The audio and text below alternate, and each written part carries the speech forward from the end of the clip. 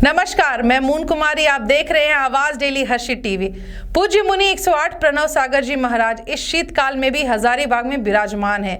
वहीं हमारे संवाददाता प्रमोद खंडेलवाल ने जाना कि इस शीतकाल में किस तरीके से वह रहते हैं। देखिए इस खास रिपोर्ट में। झारखंड के हजारीबाग की बात करें और हजारीबाग का दिगंबर जैन पंचायत जो लगातार सुर्खियों में रहता है, विगत महीनों से पहले पूज्य मुनि 108 विशुद्ध सागर जी महाराज का आगमन हुआ था और आज हजारीबाग की पावन धरती पर विराजमान है। हजारीबाग के बड़े बाजार में पूज्य मुनि 108 प्रणव सागर जी महाराज, क्योंकि इतने शीतकाल में आज अगर मुझे देखें तो इतने पहनने के बावजूद भी मुझे ठंड लग रही है। और आज मैं जिनसे बात करने जा रहा हूँ और अपने दर्शकों को दिखाना चाहता हूँ कि बिना वस्त्र के इस ठंड में कैसे रह पाते हैं। महाराज जी, सबसे पहले तो प्रमोद खंडेलवाल की तरफ से आपको इस शीतकालीन में किस तरीके से अपने आप को इस दौर में, इस परिवेश में आप ढालते हैं? शरीर का जो आत्मा का लक्षण है वह उपयोग है। तो आप यदि अपने उपयोग यानी ज्ञान दर्शन, आत्मा में ज्ञान दर्शन है, आप यदि उपयोग को जिस ओर ले जाएंगे तो हमारा शरीर भी उसी ओर जाता है।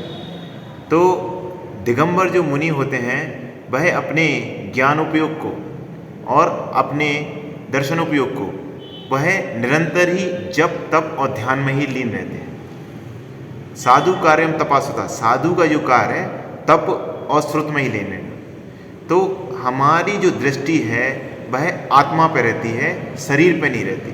कि हमको आत्मा से परमात्मा का सफ़र जो हमने यहाँ अभी प्रारंभ किया है तो उसके लिए सहन ही करना पड़ेगा। तो ये 22 परिसय होते हैं मुनियों के, शीत उष्ण, ग्रीष्म ऋतु में गर्मियों को सहन करना, शीत में शीत को, ठंड को सहन करना। एक सवाल उठता है, क्योंकि लगातार 365 दिन हर वक्त और हर पल पैदल चलना और इसी परिकाष्ठा में चलना, तो कहीं ना कहीं ऐसा लाजमी भी लगता होगा कि सामने वाले को देखते हुए क्यों ना हम भी वस्त्र का धारण करें। कभी ऐसा महसूस हुआ क्या? नहीं, क्योंकि ये जो दिगंबर मार्ग है ये बनवे है। एक बार बन गए तो बन गए। हम बोल रहे हैं कि यहाँ हमारी जो दृष्टि रहती है वह शरीर पे नहीं रहती है, आत्मा पे रहती है। तो यदि जैसे सोना खदान से निकलता है तो जब तक उसको तपाते नहीं है, पत्थर से सोना अलग नहीं होता। और सोना में जब 16 ताप का जब ताप लगता है तभी सोना चमकता है। ऐसे ही हमें यदि अपनी आत्मा को चमकाना है तो शरीर को तपाना पड़ेगा। इसलिए यह 22 परिसय जो होते हैं मुनियों के, ये इसीलिए हैं कि हम जो अपनी आत्मा को निखारें।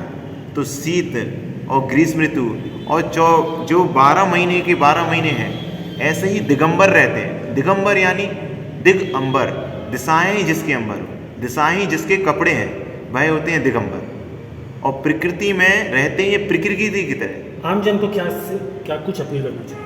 आम जन से बस यही कहना चाहें कि अभी इस समय जैसा जो वर्तमान काल चल रहा है, महामारी का काल चल रहा है, इसमें शाकाहार को अपनाएं।